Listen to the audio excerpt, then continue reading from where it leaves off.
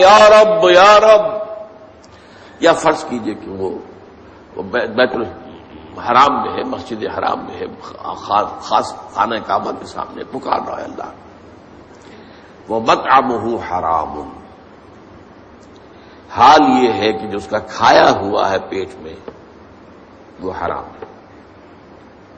وَمَشْرَبُهُ حَرَامٌ، اور جو اس کا پیا ہوا ہے وہ بھی حرام ہے، وَمَلْبَسُهُ حَرَامٌ، اور جو اس کا لباس ہے احرام، بہت قیمتی تولیوں کا وہ جو احرام ہے وہ بھی حرام کی کمائی سے آیا ہے،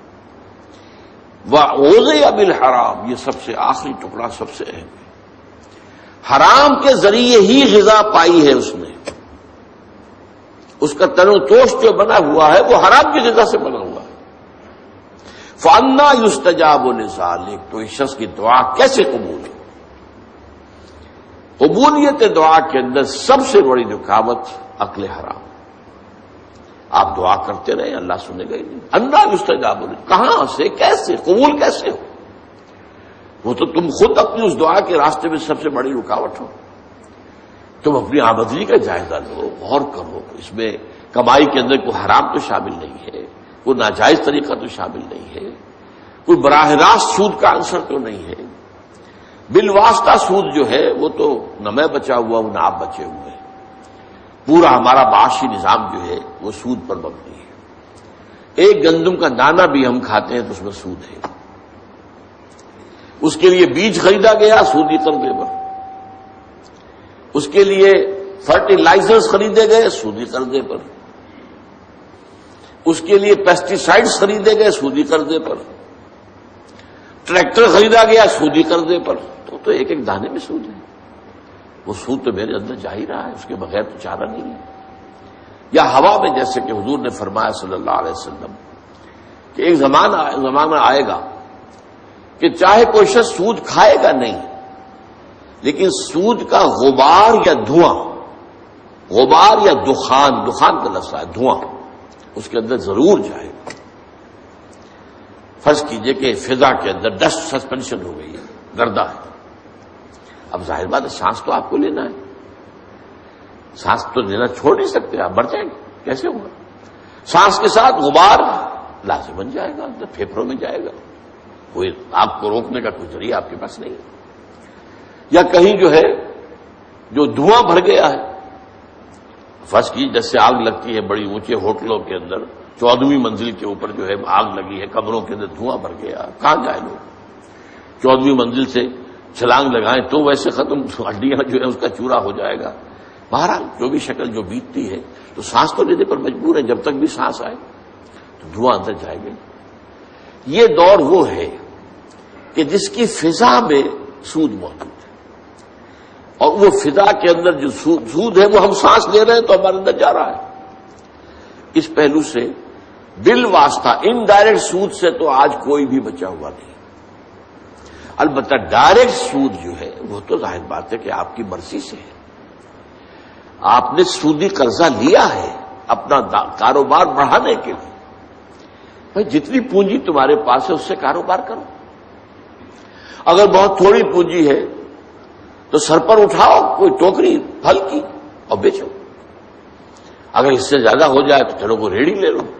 اس سے زیادہ ہو جائے کھوکا بنا لو، اس سے زیادہ ہو جائے دکان بنا لو، اس سے زیادہ ہو جائے ایکسپورٹ امپورٹ کرو، لیکن رہو اپنی چادر کے اندر جو تمہاری اپنی پونجی ہے، بینک سے قرض لے کر اپنا کاروبار پھیلانا جسے تمہارا اپنا انٹینشنل تمہارے اپنے چوائس کا فیل ہے، اس پر تم پکڑے جاؤ گے، مکان ہے بڑی عالیشان کوٹھی بنانی ہے، عالیشان محل بنانا ہے، قرض لیا، بھائی زندگی گزارنے کے لیے چھت میسر ہو سر کے اوپر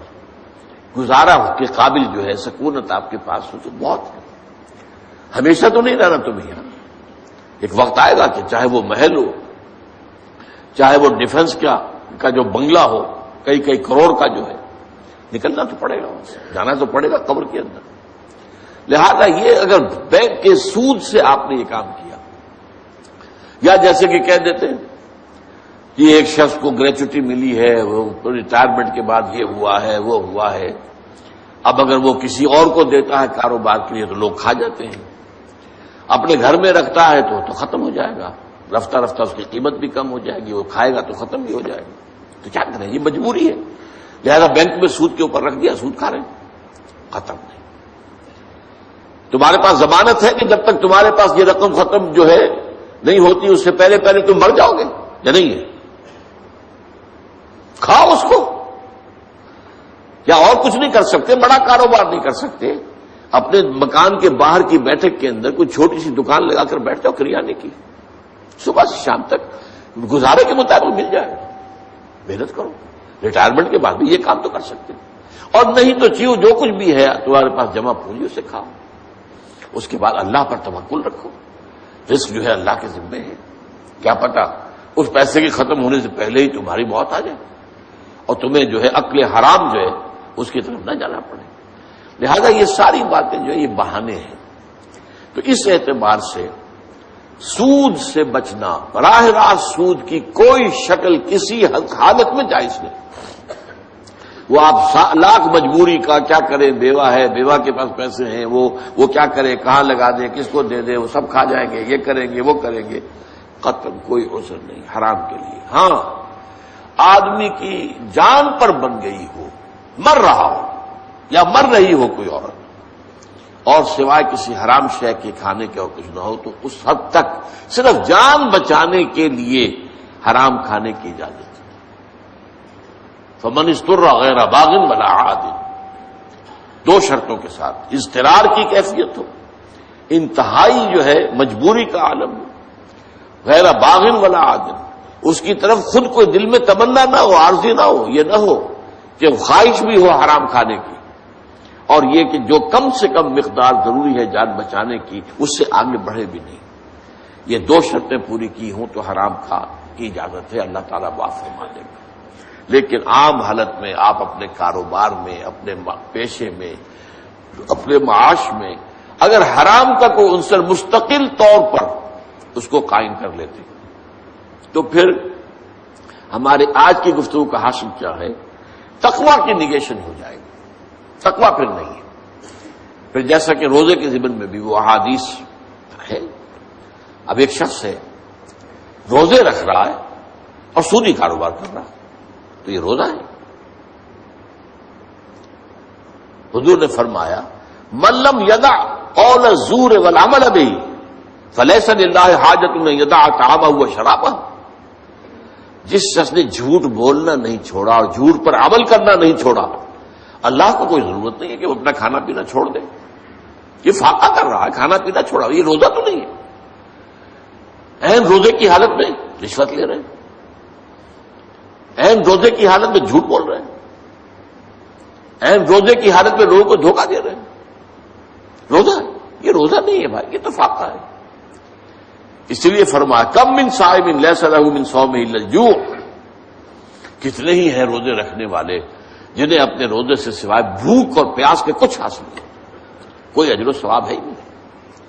اس لیے کہ یہ تو روزے میں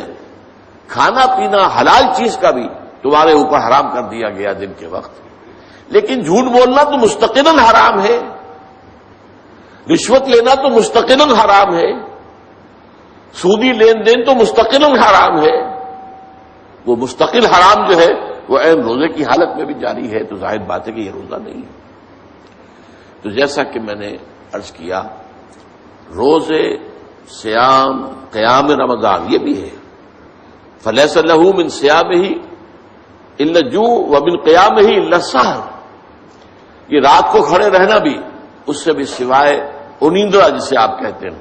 کہ نیند کی قربانی اس نے دی ہے اور اسے حاصل کچھ نہیں ہوگا، نیند اس نے اپنے کھوئی ہے، اسے حاصل کچھ نہیں ہوگا،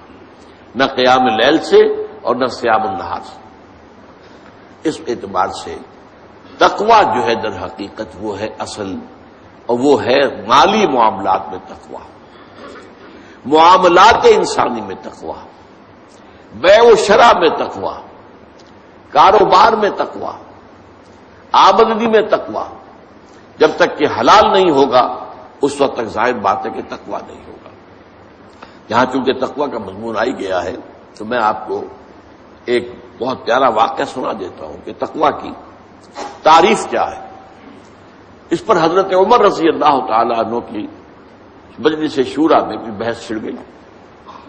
تقویٰ کسے کہتے ہیں؟ How to define تقویٰ.